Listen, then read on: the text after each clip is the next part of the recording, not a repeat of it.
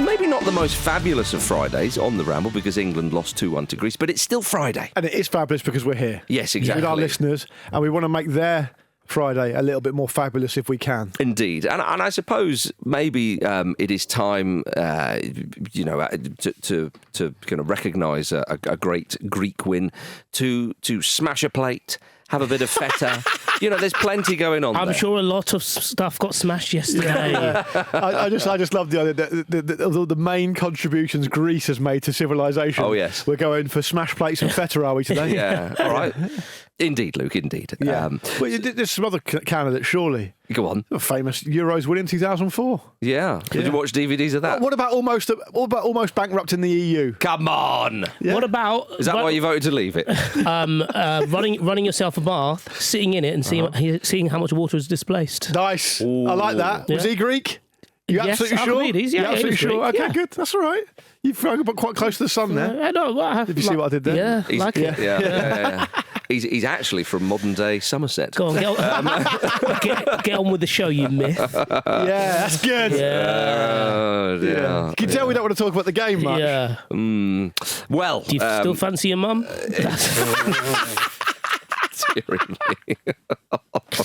Very nice. Very good. And that's Greece, everyone. Yeah, exactly. Yeah. Oh dear. I tell you what. I think England could have played this game 300 times and they wouldn't have won with a disjointed formation. But yes, Greece won 2-1. Famous when much was made before the game. Why did we do this? And they've never beaten us. They've been scored at Wembley. Like, just stop it. Did the England national team never learn? A good portion of the build-up was dedicated to that. Just too much. In and my by the way, the most celebrated England goal against Greece was an equaliser. Yeah, exactly. Lest we forget. Yeah. My goodness. Well, yes, of course. So, of course, the game was a very emotional game. The players wore black armbands for former Sheffield United defender George Baldock, who tragically died on Wednesday. That's so sad. It really is 31 years old. You all know the detail. Incredibly sad. I was also pretty stunned. I mean, I understand the explanation for the reasons behind it. I was quite surprised they actually played the game. Well, I was, and apparently they did ask UEFA. They did, but UEFA said there's no room in the calendar. Well, indeed. Now, what does that tell you? Yeah. We've been talking about that for a while as well. That's a slightly yeah. different issue. But yeah, just an awful tragedy, given when the news broke, the players are all in camp, they've got to come to England and play. It's an unimaginable tragedy. It's awful. Yeah. I mean, that just there, there is no room in the calendar for grieving, is what they're saying. Basically what they're saying, isn't it? Yes. Yeah. We are now bursting at the seams with football. Yeah. There's no wriggle room whatsoever. So no, the answer is no, you have to play. I mean, yeah, it's so the way that the Greek players acquitted themselves to even play was admirable, and let alone giving England a good old hiding. Yeah, indeed. Yeah, I mean, obviously, a football match is it's completely irrelevant when it comes to these kind of things. But even as an England fan, when you kind of look back on it, for them to have that moment to hold his shirt up and so on, you couldn't begrudge anybody that, as they did when they scored, and at the end of the game, it shows you what that man meant to them and so on and so forth. Because he'd represented Greece 12 times and had joined Panathinaikos in the summer. So, yes, a very emotional night, but the players did George Baldock and their country proud with a great performance. Of course, aided and abetted by England. Well, indeed, yes. I mean, obviously, Kane wasn't fit, which was the reason for the change in formation. Grealish wasn't fit either. But Lee Carsley, experimented. It's fair to say, isn't it, Vish? Yeah, kind of in the same way that you might experiment by throwing a load of Mentos in a Coke bottle. Yeah. Or I'm going to experiment. But there was no explosions. I think I might experiment in my personal circumstances and go leave my family and live in my car for a week. Every bit is fucking tragic. I mean, I understand when... If I stick it in that plug socket, what's going to happen? Yeah. We've heard one side of the story, read the electric charge in the plug socket. Yeah, this was a very much an 11 that was very much do your own research. It was, yeah. I mean, I remember at the time when Gareth Southgate got the England job, and we Here we said... go again. I know, yeah. And play the Eminem music. You all laughed at me. You're not laughing now, are you? I remember when he was given the job, and we thought, it was cunning of the FA. The trick is to give the job to a man who doesn't want the job. Well, after that, I'm thinking, does Carsley want the job? We'll come on to his comments in a minute, but we were saying in the WhatsApp group, weren't we, before the game, like, what's all this? What has Ollie Watkins got to do to be considered second choice? We want to make him the English Diogo Jota. I sent to you guys on the group yesterday during the day, the probable lineup that was being reported, and I honestly couldn't believe it. Yeah. I was like, because sometimes it's reported by certain websites that use like Opta data and stuff like that, and the news breaks early. I know officially the team sheet isn't put out till an hour or so before, but what was being rumoured was like, that can't be right. They can't be playing like that. It was listed as like a 4-1-4-1 with no striker. And I was thinking, this is insane. And I'll tell you why it's insane, not just to be wise after the event, but just to give you a bit of clarification. You were saying this, and I think we all were thinking. But you know when like Guardiola will play like a 3-2-4-1, which is basically what Man City play. It's a bit wild, really, but there's so much fluidity to it that it kind of works. Obviously, it's that formation at a few stages of the game, but as you say, it's also the culmination of many months and years of working on a shape, and not only that, but actually actively going out and buying the players that are exactly right for what you want to do. England have no ability, indeed, no international side has any ability to do any of that, and Carsley said that they had worked on this system for 20 minutes. Well, that was a worrying question. Now, I don't know whether it fucking looks like it. Yeah, well, I don't know whether that's a kind of a turn of phrase, and we worked on it for a little while on Wednesday. But if that is what he was saying, firstly, even if it is a turn of phrase, he's not being literal. Whatever he means, they didn't work on it for a very long time. But also, he needs they can't. Sure. But he needs to be better than that. You can't say, well, we worked on a system for 20 minutes. This is what I said. And then that performance, if they win and it worked well, he went, well, actually, we worked on it a short amount of time, but it's clearly clicked. But on that specific point, this goes back to what we talked about in the last international break, and I really want to reiterate this. Yeah. Lee Carsley has no understanding whatsoever of the size of the job he's currently doing. Now, he can say, I've got 3 camps, a handful more games, then I'm going back to the under-21. Hopefully we'll go back to the under-21, is what he said. Yeah, fine. But we talked about this, didn't we? We talked about the fact he's worried about his job in the under-21s. I still have that, don't I? They ain't having your bag. Yeah. You're joking, aren't you? That's in the bag. That's safe. Yeah. All the strikers are picketing. They're saying you're not going to pick him anymore. Anyway, no. The point I just wanted to make was the last international break we talked about was the idea that he's clearly a well-respected coach. He's been a part of the system for a while. No one really, having said what we've just said about shape and stuff, and I think we can come on to maybe why he did what he did last night. No one really kind of questions his credentials as a coach. But 50% of this job is an ambassadorial job, as I keep saying. And he keeps saying stupid shit, is what I'm saying. It's only been 2 camps. You've just picked up on another thing he said there about, you've got to be careful what he says. It may well be in the background that they only worked on it for 20 minutes. They massively underestimated Greece because they thought they got so many good players and it doesn't matter and they're going to be at home and they're going to win anyway. That's wrong. But don't fucking say it anyway. Well, indeed. You've got to PR your message. Yeah. And this is not a case of, why are you not singing that? This is not some sort of tub-thumpy, sort of bollocks nationalist crap we're talking about. He's been very sloppy with some of his words, which is why some of the journalists said, can you clarify this? And they went there. But let's go back to the game itself, where he did try and throw at all the kind of exciting players. It was almost like the opposite to kind of Gareth Southgate. I suppose one of the things Southgate did in the summer was maybe try that a little bit too much as well. That's why Foden was out of position and so on. We remember what happened there. But I've often thought this for poor old Declan Rice in England, that he is given quite a lot to do. Yeah. And I thought last night it was like, think about Declan and the 2 centre-halves, would you? Because the centre-halves didn't even have the full-backs to help out. At least with Southgate, there's Carl Walker was there. We've talked about Trent. We've talked about one of these, let's play them in. But one doesn't want to throw, all of the babies out with all of the bathwater because it is just one game, etc. But surely, Vish, Carsley says this is still an option. This is not an option anymore, was it? Because it was so painfully bad. No, and immediately when you saw the team sheet, you thought, there's too many cooks there. Yeah. A lot of people wanting to do the same thing. For a confusing broth. Yeah, yes. Yeah. Yeah, this is not a 3-course meal, is it? And there was also the fact that they occupy a lot of the same spaces on the field, that if they're not dropping back, they're wanting the ball. So you suddenly get this congested area, and that was how it played out. And you kind of think because of how central they'd be, that it'd be harder to play through, which wasn't the case. No. Because the number of times, I appreciate Greece got caught offside a fair bit, but the ease at which they were playing those passes, and actually the fact that if they played them a bit earlier, they wouldn't have been offside in those situations. They couldn't believe their luck. Yeah, no, it was great. But for from their perspective, the other thing I thought was interesting was it was a team by committee, wasn't it? Mm.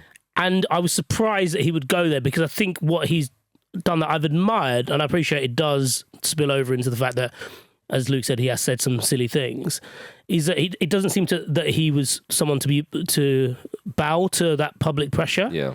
And he did it in one whole team sheet, which I found quite strange.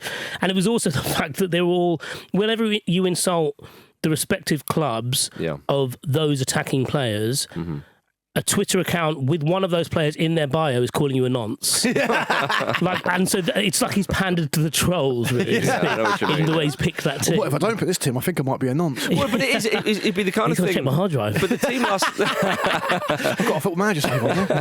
The team he picked last night. If Jose Mourinho was England manager, it'd be the kind of thing he would do. He'd be go, there you go.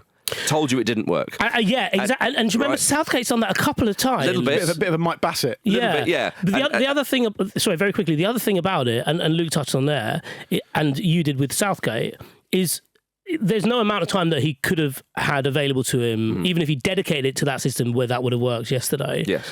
And at the same time, Southgate has always pushed back on the idea that you should play someone here and someone there. And he did it a little bit in the Euros, but only because they'd played that league position, He was picking the players on the form they were showing in the positions that he wanted them to play in. Yes.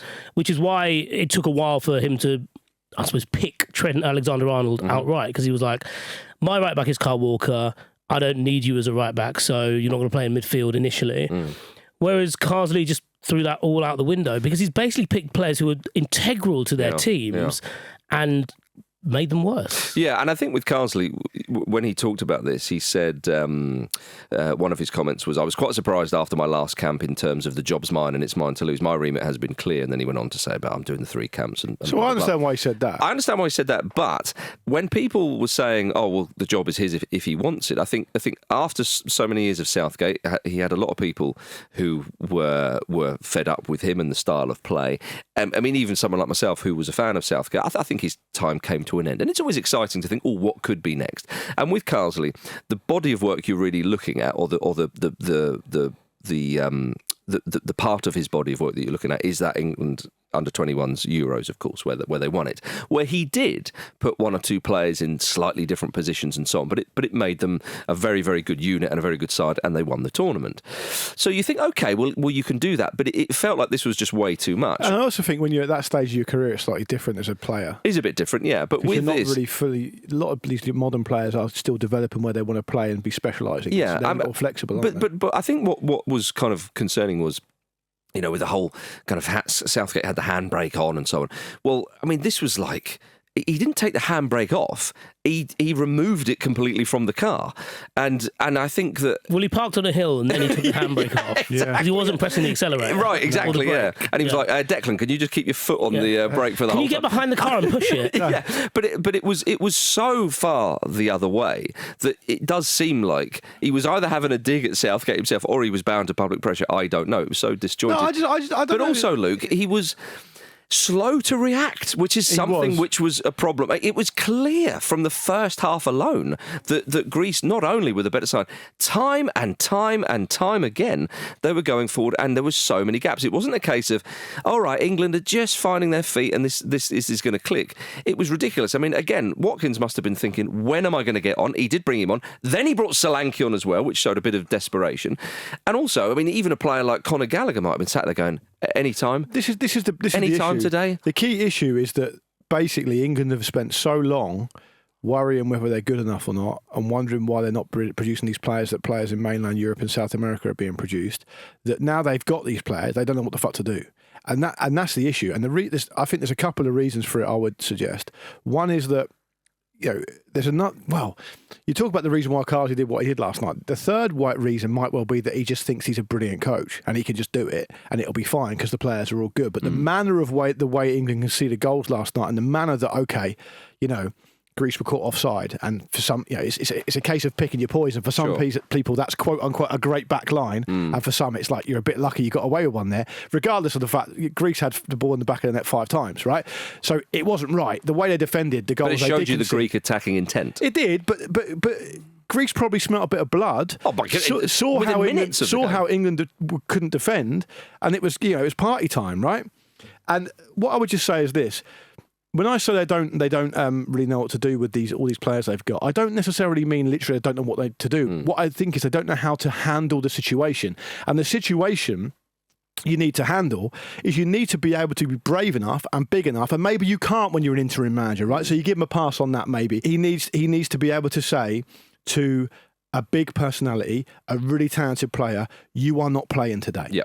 You are not playing today. That's right. We are playing 4-2-3-1 because that's Cole Palmer plays in the hole in a 4-2-3-1 for Chelsea, and he's fucking brilliant, by the way. He scored 4 goals against Brighton the other day, so he's playing. Yep. Right?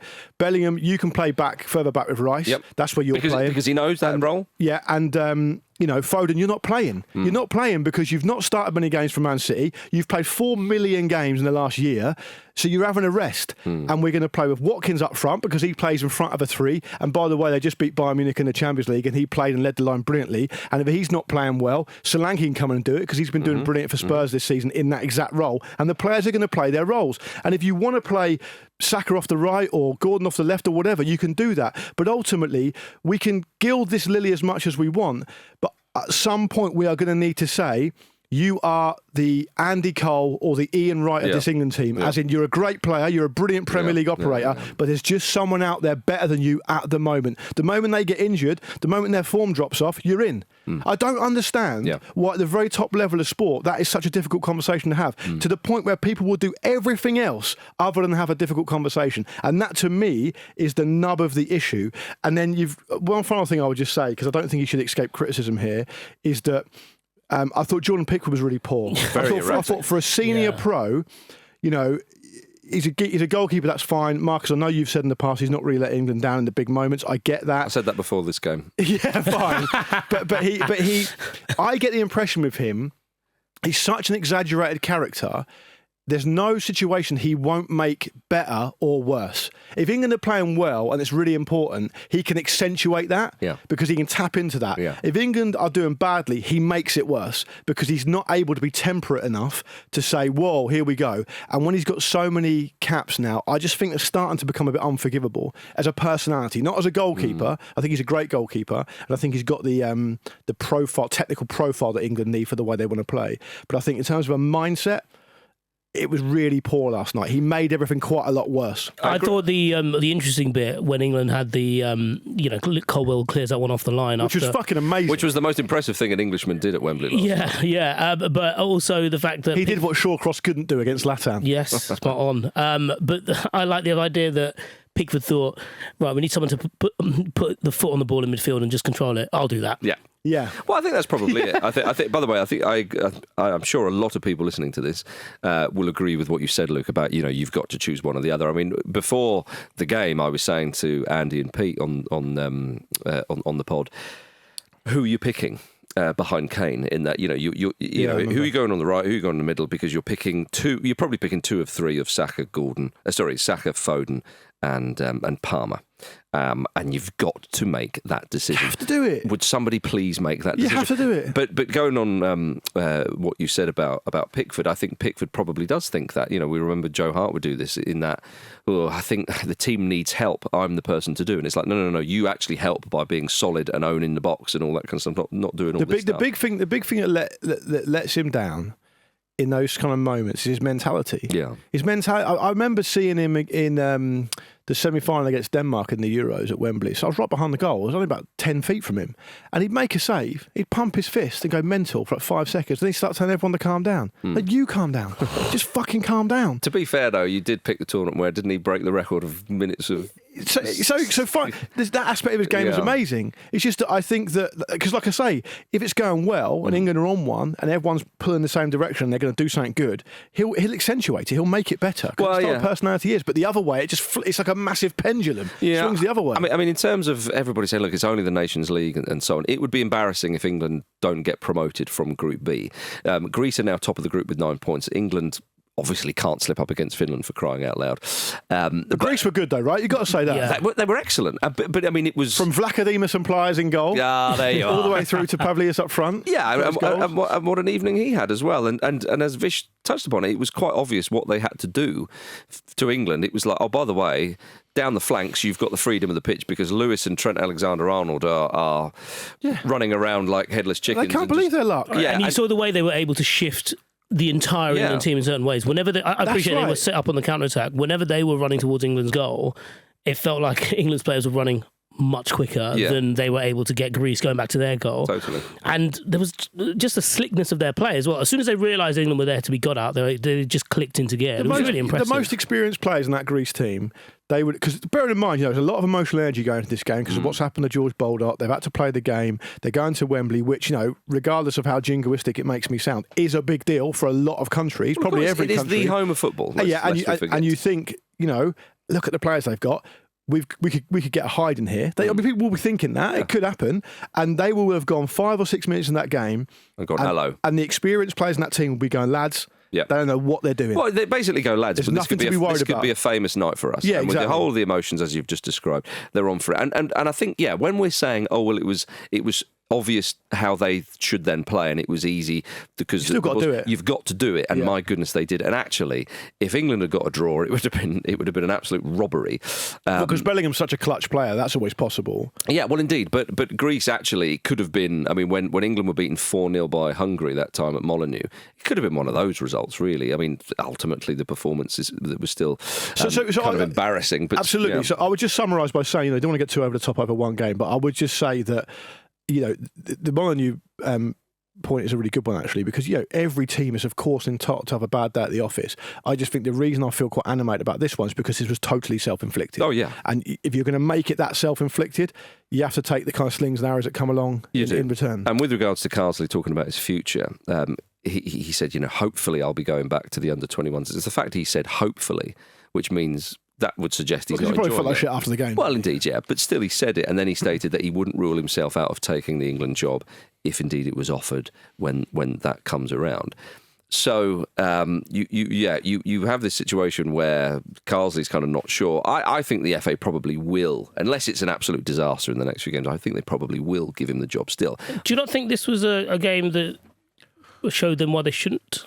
And I don't necessarily mean that in as cold a way as it sounds. Yes. Right, you've ruled yourself out of the job in this one performance. But what are the things that England need to get right? They need to, as Luke alluded to, they need to make a decision on their most creative players. I don't think I alluded to it, did I? Physically. Yeah, sorry, you shouted it. I hammered it with a sledgehammer right into people's brains. But they've got to make a decision on their creative players, and not necessarily a permanent decision, but a decision has to be made game to game. He didn't do that yesterday. And also, they need someone who is a bit more, I suppose, savvy with the media. Yeah, so the savvy with the media thing I still think is there, because if Carsley learns from this, which surely he will, I mean, I know Kane's going to be fit for the next game, but if he learns from it and actually England win their next 3 games in this and they top the group and suddenly he kind of goes, okay, and genuinely does learn from it, then the media stuff, I think that they would just have to really sort of train him up a bit more on that. But if he doesn't learn, or it's still a bit of a mishmash and so on, then, like I say, if it's a disaster hit from here, I still think that there's I don't think it's a learning job, though, is it? England's players are exceptionally talented, very good, playing key roles for their teams right now. Yeah. I don't think it's a job for someone to learn on. Yeah, well, we shall see. It could be a chance for him. Is there a possibility that he'll become a Steve Holland type coach? Yeah, maybe. Well, alongside someone else, maybe? I don't know. With Pep Guardiola in charge. That's right. So that's the drum they keep banging, aren't they? Coming up after the break, everybody, there was a birthday cake for Marcello Lippi, and Ireland won a game. See you in a moment. Hutchinson, his first touch isn't great, but he's still going. And it is another penalty for Sligo Rovers. He did catch him, I think, Declan. And an opportunity for Sligo Rovers to take the lead. Outside the shagging box. Excuse my French. The shagging box. Disrespectful to the French, but I keep saying excuse my French, isn't it? It is a little bit, yeah. It's basically intimating that all the French do is swear. Yeah. When actually what we actually all know is all they do is smoke and let their dog shit everywhere. And shag. So. It's true, actually. It's a good point, actually, yeah. What is it after England defeats that makes us like this? Me and Marcus are always like this. Speak for yourself. Ireland beat Finland. What a 2-1 win! in Finland. For the dentist's men. Ah, there you go. Get in the chair, Finland. Yeah, I was delighted for Ireland. Yeah, were you? Yeah, I suppose so. Finland were kind of annoyed about this whole thing, weren't they? And I think the fans decided that the team is A, too shit to watch, and B, were fed up of playing at 9:45 p.m. local time. Yeah, that is a bit annoying for I think them. they sold something like 15,000 tickets, and quite a few of those were Irish fans. Yeah. So it wasn't really that well attended, I don't believe. Well, spare a thought for everybody involved. Finland, of course, went ahead in this game after a terrible error at the back for Ireland. And you've got to give Ireland credit. The fact is that it was such a bad error to get going, bearing in mind they hadn't won a game since old Heimir has been in charge. But they managed to turn it round despite some missed chances from Finland. I mean, to be fair, it's only his third game, right? Well, the stat still remains. Yeah, it's a bit like you haven't won a game the whole time you've been there. So, well, I only took the job in July. Well, I mean, you saw how bad England were. Why couldn't they put them to bed? I like the way with it's like, give him time. Yeah. Let him learn. Yeah. Well, both sides had failed to score a goal so far in this year's Nations League. So it was I understand that's just 2 games, but still, they weren't firing on all cylinders, it's fair to say. But Scales and Brady got the goals for Ireland. I tell you, it was a lovely goal from Robbie Brady. Lovely volley. Yeah. Very nice. Nice bit of composure. So it was a big win for them. I think that those type of games, you can lose against a bigger side like England, despite what happened last night, of course. And Greece are a better side than Ireland, as they showed last night. England are a big side. They're just not very good. But going away, as I say, if the last thing you want, go away to somebody like Finland, who you think, come on, we can beat them, to go down through such a defensive error and then to sort of whimper to a 1-0 loss or something like that. Yeah, So, absolutely. You've got to work hard to turn it around. you do indeed, Luke Moore. You do indeed. We want to keep Helmer from going back into his dentist chair too long. Mind you, actually, he probably wouldn't get in the chair, would he? Because he's the dentist. He'd get other people to put in the chair. He's standing next to the chair and doing the dentistry. Yeah, although maybe, would he maybe want to see what it's like from their perspective? Probably would, yeah. You do me now. Yeah, like method acting, basically, yeah. You wanna go, imagine that, you walk in the dentist, you're a bit nervous. Do you want to go on mine first? Yeah. Settle yourself down. Yeah. Dentist Hal Grimson will see you now. Yeah. Blimey. Well, anyway, the Irish are up and It's a running. good win for them. Look, they'll have it. They've got England in their sights now. Big time. Just 3 points behind. They should have. It's all to play for. They should have. You can't take your eyes off the Nations Apparently, League. Declan Rice and Jack Grealish are actually inquiring whether they can go back. Based on what they saw last night. Sorry about scoring against you and all that. Yeah. Ollie Watkins just checking for any Irish heritage. Exactly, yeah. I mean, maybe. Lee, who did you talk to get you Irish? Maybe Lee Carsley's just an Irish sleeper agent. That's what Could it is. be. Agent Carsley returned to base. Yeah, About that. could be. Oh. Matt Tissio told me that is true. Did he? Yeah. There you Yeah. go. You see, you can Yeah. put the kettle on that one. All right, elsewhere in the Nations League, Italy and Belgium had an entertaining 2-2 draw. Italy were 2-0 up, and it would have been a nice way for them to honour Marcello Lippi's 76th birthday, because members of Italy's 2006 World Cup winning squad reunited this week for that. It was a lovely photo of Lippi and the boys alongside a giant Azzurri cake with every player's name on it. It was My enormous. goodness me! It was what the amount of Just for Men hair dye in that photo was astonishing. Des, it was remarkable. Yeah, It was like Marcello Lippi's the only guy who's allowed to have grey hair in it. He still looks amazing. He does. And everyone else has Just for Men themselves into oblivion. It's funny that because Hair and beard, I'm a fan. and probably pubes. If you click to the next photo. At the It's like one of those magic pens you turn upside down when their clothes come off. lovely tribute to Lippi. Is that Gattuso in the cake? like under siege. Throws his hat off, hits Lippi with it. It's funny, that's where your mind goes about the hair, because I was just looking at the cake. The cake. As you know, I'm a fan. Oh, well, I managed to commandeer a piece of cake, as I said, in Bunga Bunga in South London. That's still there, by the way. I think it is. They've got more than one branch. The one in Battersley's still there, I'm pretty sure. I drove past it not that long ago. Are you sure it's just not the shell? Is it one on the corner? Yeah, right by the bridge. Yeah. I didn't look in. Okay. Well, if it's open, we'll see you there later. I thought to myself, this is Speller territory. I'm not going in there. But I'm pleased our listeners now know about your propensity to actually get your hand on a bit of cake wherever possible. Yeah. You came into the other office once and asked if you got a bit of birthday cake. It was uncut birthday cake we were given to someone for their birthday later that day. That's not true. That is true. That's not true. You had a little snifter.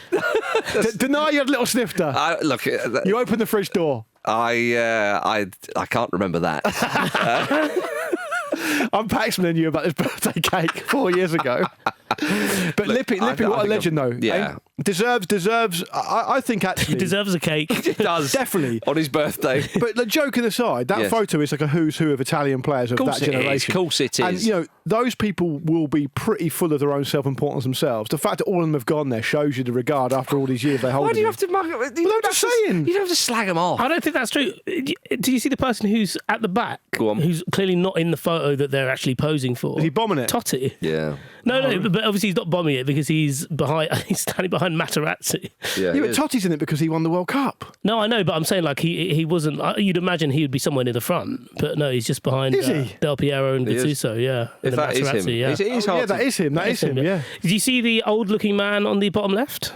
Yeah, go on. Who's... Gianluca Zambrotta. You're joking. He's not just for Mendit. No. He's the only one. But it makes him look like the guy who hosts first dates. It does. Fred Siri, he looks like him. He does. But, do you know what I mean? And that is the thing with some of these Italian footballers is They look when they French. get older, they're going to look like that. I tell you, he looks amazing. Cannavaro. Yeah. No, I think he'd look better if he didn't dye his hair.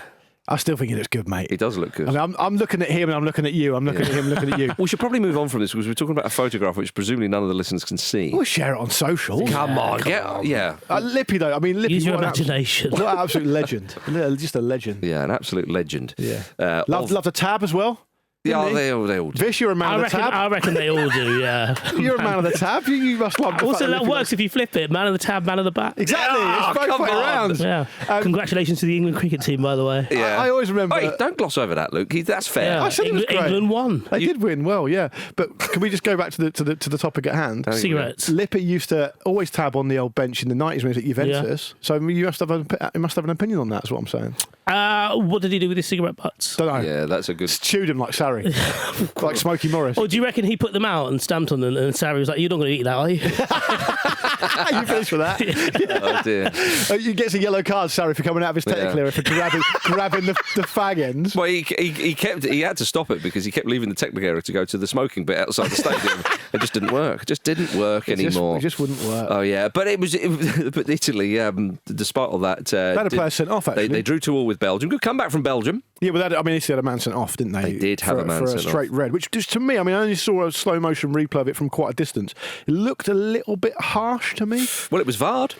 It was VAR. By the way, the free kick routine from that free kick Belgium scored from was delightful. It was so subtle. If you haven't seen that goal, do check it out. By the way, to see not even all of the Nations League goals, but most of the Nations League goals, you do have to set up an account on UEFA.com. Yeah. Because I know that, I mean, look, we do this for a living. It is difficult to track some of these goals down. We don't want this anyway, yet they're making us do logins and harvesting our data. Oh, you don't like international football anymore? It's historically unpopular. Would you mind if we harvest your data as well when you watch it? It's a joke. Harvest away if it's for international football. Yeah, that's what. You think that, don't you? You're protesting on international football's behalf. When Marcus came in this morning, I heard him from the end of the corridor, just under his breath. The Nations League. Oh dear, I love it. I have to say, I just want to talk about moving on from Italy and so on. Erling Haaland. Erling Haaland. Great week for him. Great week for him. He became Norway's top scorer this week, which some people will think, well, that's not surprising. Have they had many great goal scorers before? Erling Haaland, of course, it wasn't that long ago where people were saying, well, he doesn't really get involved in matches that much. He just, how many touches of the ball does he have? He just finishes moves at Man City. You're always going to score goals, etc., etc., etc. Well, his goal scoring form for Norway is pretty much the same as it is for Man City. Yeah. He has broken their record at the age of 24, scoring 34 goals in 36 games for Norway.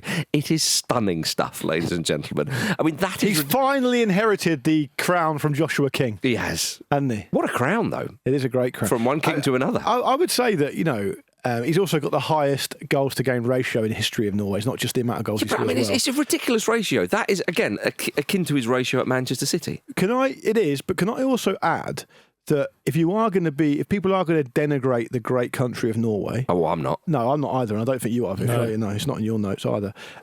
They have actually had some great forward players. Jan Åge Fjørtoft, Ole Gunnar Solskjaer, Tore Andre Flo, John Carew, Stefan Everson. Yeah, all good. All good, like top level forwards. Yeah. But it's not that they haven't had any that you can't think of any. They haven't had any for a while, though, to be fair. Yeah, I suppose. So the fact is, they stuffed 3 past Slovenia, and we know that Portugal and England can score against Slovenia in the Euros. So. Josh King only retired in 2022, so have a bit of respect. Oh, well, I have an awful lot of respect, by the way.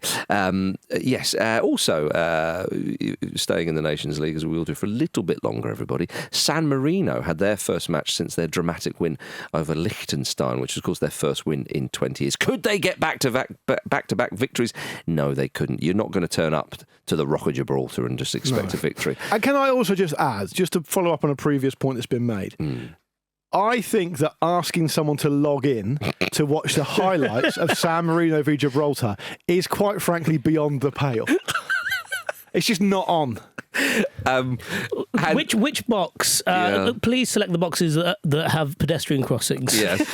Can we have your credit card details? We're not going to take it unless... It's just we're just going to hold £1. Yeah, I'll be honest with you, Luke. I was one of those people. Yeah. And it was a lovely finish from the angle. Was it? Okay. Yeah. I'll take your word for it. There's a lot of things I will do for this show, and that's not one of them. But I won't do that. Are you going to watch Croatia v Scotland tomorrow at 5 o'clock? I am bloody watching it. It's our game of the week. Yeah, well, I'm afraid you can't because it's not on TV. For fuck's sake.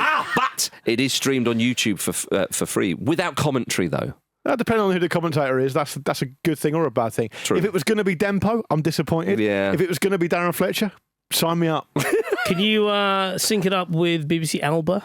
Could do. Like that? Possibly could. I like it. I'll tell you what, we could get our... You haven't got any plans tomorrow. If we could get our patrons, they could have Marcus do commentary on it if you want. Oh, now you're talking. Yeah. But you have to do it as Craig Brown. Yeah. the late great Craig Brown. Yeah. I think I could give it a go. Hopefully, it would finish a nothing result. Mandela is the co-cops. You're doing both.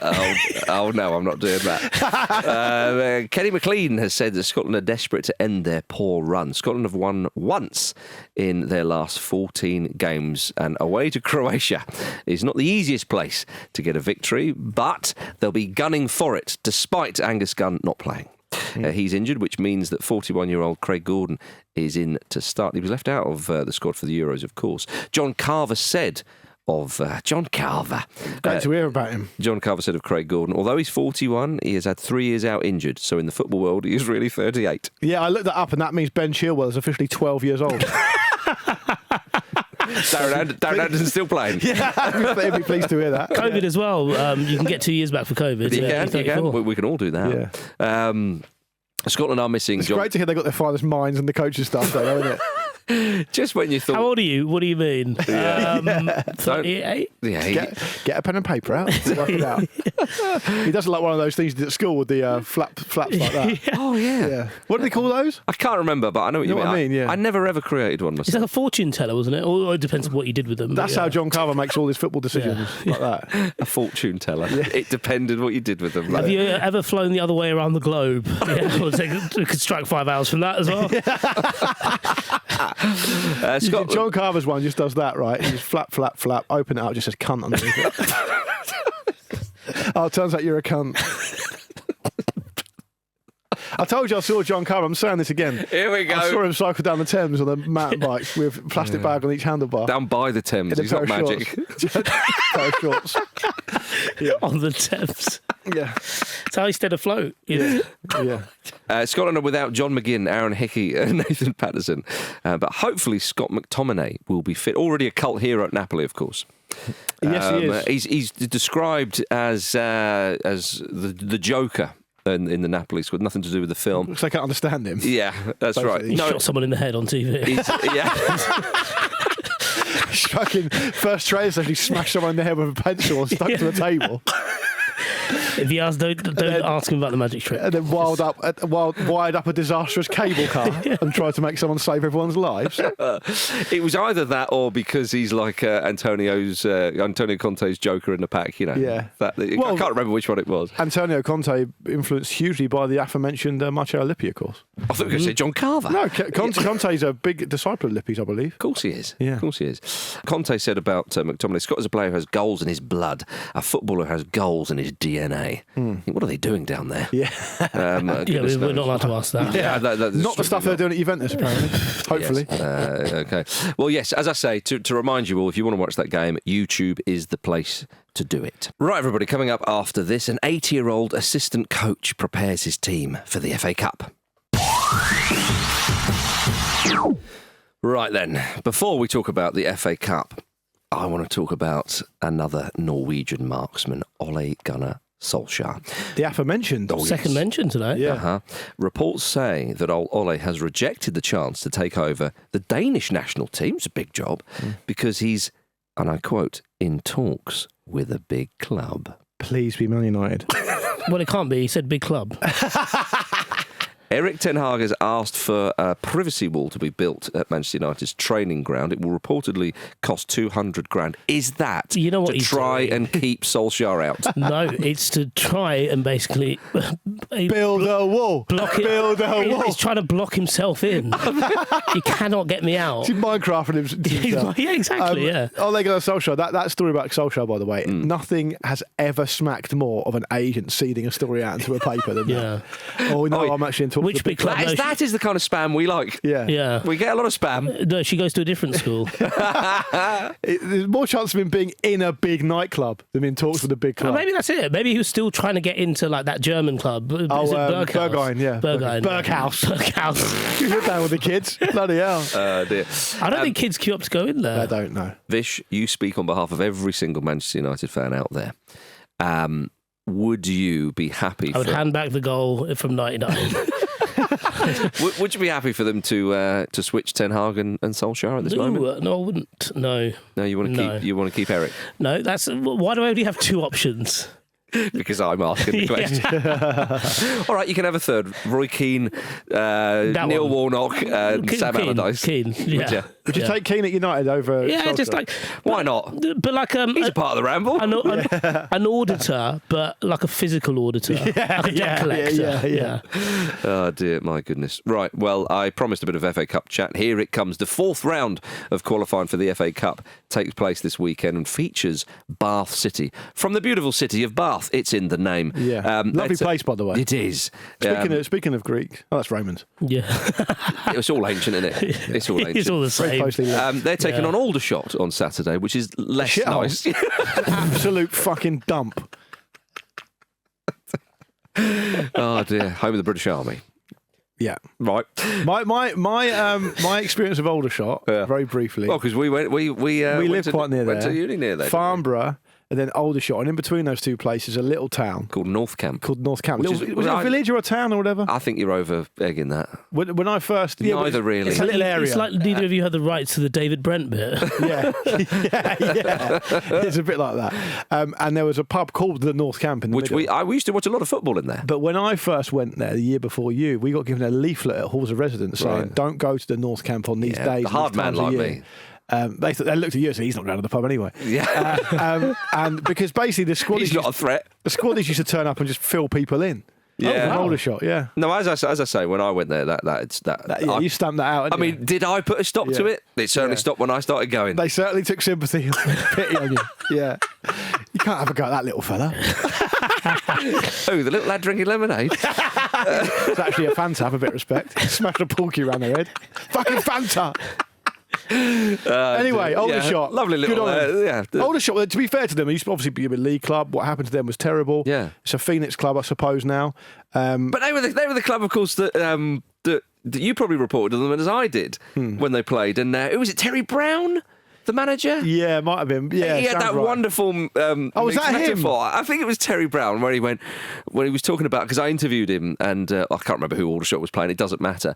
And he went, well, we can't win at home and they can't win away, so we've got them at home. And football is a funny old game. It has a nasty habit of coming back round and stabbing you in the foot. Doesn't make any sense. I was like, I'm sorry, Terry. Coming back around, stabbing you in the foot. That might be when Wesley was Farmer manager. Yeah, it was around that time. Yeah. I think Wesley might have moved on from there. Trip but, down memory lane. Thank you for indulging us, everybody. We are talking about the FA Cup. They have no choice. But Bath City have an assistant manager called Jim Barron. He's 80 years old. Bath City play in the 6th tier, and they beat their league rivals Salisbury in the previous round, by the way. Now, big Jim Barron, or the Baron as I like to call him, makes a 172-mile round trip to get to training twice a week.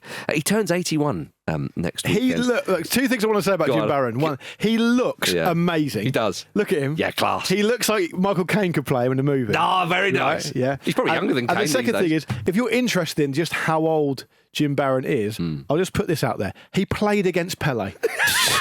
He literally played against Pele in a competitive game. That's how old he is. Who did the Baron play for? I think it was in the North American Soccer League. Yeah, okay, right. I think when Pele was at Cosmos. Yeah. Yeah. Oh dear, what a man. Imagine that. Do you know the team? It's not too shabby. You walk in to a bunch of young lads who are playing decent standard and non-league football. What have you ever done, old man? Yeah. And the first story, bang, you've got them straight by the nudges. Yeah.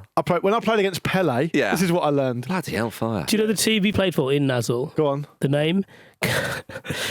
He was goalkeeper. It wasn't the Syracuse Salty Dogs, was it? Well, close. It was the Connecticut Bicentennials. Oh, they had some names back then. That is very nice. Yeah, God blimey. So what's really funny about this story is the quote from the manager, isn't it? Well, the manager's name is Jerry Gill, which is great. It sounds like he runs the Phoenix nightclub. It's clearly not Jerry Hill, by the way, so we're going for Jerry Gill. He asked the Baron to step up from his scouting role in the summer of 2023, and Gill said, I honestly forgot how old Jim was when I went to the board to get permission to appoint him. My chairman said, you do realise he's nearly 80. And Jerry Gill, or Jerry Gill, I think is pronounced. Yeah. He also at one point managed the England non-league team. You know, you've got the England C team, only made up of non-league players. Yeah. He managed that team for a while. Get a load of that. Look, FA Cup, 4th qualifying round. Can't take your eyes off it. No. You can't. Why would you want to? Why would you want I'd rather, I'll be honest with you, I'm being totally sincere here. Don't say this. Don't say this. What do you think I'm going to say? I know what you're going to say. I'd rather watch it than watch the Nations League. Dean Smith also said you're an encyclopedia. Right, I gave you a pen and paper and you threw it away. So No, you threw the pen at me. True. Banter. I don't know what that means. Oh, we do, though. It's time for Jack's Encyclopedia. Now, I am in the chair today. A little bit sad not to be competing, but... Well, a little bit sad, fuming more like. But... Took a lot of issue with it ahead of the build-up to the show today. Umbrage, I would say. Yeah. Again, talking Absolute bollocks. Dolores Umbridge. Oh, dear me. You were upset. You said to me, upset. I think I feel like I deserved a crack at it because you had a go last week. You failed last week. I did. I failed this week, though. Really? No. Well, you've been given another chance. Yeah. The rematch, which maybe a few people wanted to see. It's the money fight, isn't it? It might not be for a title, but it's for a title. Yeah. But it'd fill Wembley Stadium. It would fill Wembley. There's bigger fights out there, but this is a fucking massive one for the fans. Do you think we could get this out in Saudi? Do you think they'd want this? Oh, they'd want anything, wouldn't they? Yeah. I'd bloody love to be sports washed by Saudi. Would you? What you need All is a over good my sports face. washing. That's a joke, by the way. Well, gentlemen, before this game of Jackson Solomon, we are actually going to play the Saudi national anthem. right. Well, of course, last week, everybody, Vish beat Luke on a tiebreaker to snatch We've had some great games recently. that lineal title. It's been really good. Can the Luke Nation, in all their infamous glory, take revenge today and reclaim the Jack's Encyclopedia belt? The Luke Nation are very supportive of me on Discord because I'm the only one that's ever in there chatting to them. And weirdly on the streets of a lot of northern towns recently. You didn't have to say northern.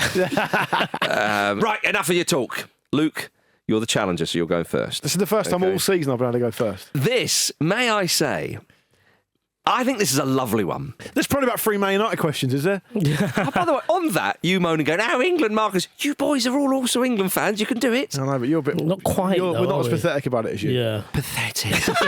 The first question does not involve England. Okay. It involves Wales. The 21 most capped Welsh players. I think that's a lovely one. I wonder who we're going with first. Yeah, go on then. Is it me first, yeah? It is you. Okay, I'll go for one, so Fish can have the other. Gareth Bale. Yep. Ryan Giggs. Got to be. Sensational, by the way.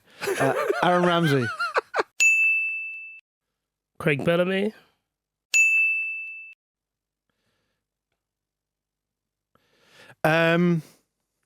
I think Chris Gunter was the leading cap holder for ages. Neville Southall. Got to be. Neville Southall. Well done, Vish. That's really good. Well done, Vish. I'm going to have a little flyer. Go here. on, go on, go on, do it. Brian Flynn. Brian Flynn. Well played. Ben Davies. Oh, it's got to Davies. be. This is Right. great stuff. It's good. It's good. So, this is going to sound mental, but I'm going to tell you why I think it's there. Just get on with There it. was a legendary player Mm. in the 1958 World Cup for Wales called Ivor Allchurch. And Ivor we talked about him a Allchurch. lot way back in the day in the Ramble. Uh-huh. Is that your final answer? Yeah, it's got to be in there. Number 12. I knew he Number was in 12. there. Well played. That's a lovely one. If I could give you an extra point, well, not that you've got a point yet, I would have done it. Fish? Simon Davies. Simon Davies. Oh! Incorrect answer. So that's a point for me. Point for Luke Moore. I had Joe Allen. Was Joe Allen in there? Joe Allen was Joe Ledley, Joey Jones, Mark Hughes, Peter Nichols, Sam Vokes, Wayne Hennessy, Ian Rush, I had Ian Rush. Gary yeah, I did Speed, that. Robert Dean Earnshaw? Saunders, Ashley Earnshaw? Williams, Robbie and Earnshaw? Andy Melville. No. No. Not in there. I thought Simon Davis would have been in there. Davis That's is weird. 27th. Yeah. 27th. Have you heard of Ivor Allchurch? I hadn't actually. We talked about him loads way back in the day. Yeah, maybe I wasn't on that show. Wish you weren't on this one. All right. So it's 0-0 going into going into the second round. This one I think is a lovely one. You're both fans of this team. Vish, you're going to go first. Every player to make their England debut since 2022. Fire away, good sir. Good question, that. It is a good question. Rico Lewis. Rico Lewis. Well done. Cole Palmer? Noni Madueke. Very good. I like to encourage my opponent. I think it's a trait that people enjoy. I genuinely like it when people get a good answer. Jared Bowen? Well done. Dominic Solanke. No way, he was ages ago. Oh, of that's course he was. terrible Fucking hell. one. Luke Moore for the victory here. Uncle Mark Gay? Uncle Mark Gay. Oh no, Luke Moore wins. Vish, Easy work. Easy work, easy dub. Yeah. Solanke had one 7 or 8 years ago, remember? Yeah, 2018, wasn't it? Against Brazil. I thought I was going to be up against it there. Because I didn't have any more after Gay. Straightforward win for Luke Moore there. Was Colwill in there? Levi Colwill? Levo It would have been, Colwill. yeah. So Adam Morton, Angel Gomez, Anthony Gordon, Eddie Nketiah, Eddie Nketiah, Ebrici Eze, Ezri Konza, Ivan Toney, James Justin, Jared Branthwaite, Kobe Mainu, Carl Walker-Peters, Levi Cole, as you say, Morgan Gibbs-White, Tarek Mitchell. No part of me is getting James Justin. Yeah. Carl Walker-Peters? Yeah, that's weird. Yeah, very strange. Well, there we are. Luke Moore has the belt back on his belly. Well done to you, sir. Take it out a few notches. Disappointing from you, Vish. You silly sod. But there we are. The only solace I could take is your anger at me relinquishing it so easily. Yeah. Oh, well. Yeah. Yeah, it's a shame you couldn't play. Because if you had played against me, you would have won it easily. Imagine how you would have got all the England ones, right, wouldn't you? Just imagine the amount of lobbying that must go on behind the scenes for all these England questions. How about Yeah. that, eh? Yeah. There we are. And you didn't even get to play. Didn't get to play. I might have next couple of Fridays off. Oh, Yeah. dear. My goodness. Should we go away for a bit? What, you and me? Yeah. Nice. That'd be lovely, Vish. Oh, dear. You always fall for it, Vish. You all do. Thank you very much for listening to the Football Ramble, part of the Acast Creator Network. We'll be back tomorrow for the mailbag. When When was the last time you had the belt? He's not for ages. Follow us on X, TikTok, and Instagram at Football Ramble, and subscribe on Probably YouTube. missing it. or He and Andy whatever are the most overrated players. You in this get game. Yeah, your definitely. podcasts. Don't Me no and one Vish- listens. me No and one Vish get listens it done. for them. We get it done. Why do you go into this? We get it done. He is the most competitive and the most pathetic, and he projects it all on me, Look at and this. you go into Rattled. it. Ridiculous. Absolutely ridiculous. Thank you very much, Luke Moore. Thank you for tuning Doesn't out. really sound like you're thanking me, Mark. Yeah. Thank you, Luke Moore. Thank you. Thank you for tuning out. He's so rattled, he's forgot to I get the know, keys out. He's rattled. He's forgot to Oh get the my keys goodness, out. where are the keys? He's Right. in his, he's done. Okay. Have a word. Here they come. Where's the camera? Rory, have a word. Jeans are a bit tight. Yeah. There they are. There they go. Get some pitbull. That'll sort us all Let's out. have a bit of pitbull. Why are you putting them between your fists? And there we are. Right, sod off. Have a good weekend. Cheers for watching another fantastic clip from the Football Ramble podcast. Make sure you click like on this video and subscribe to the channel, which means you will not miss a single upload.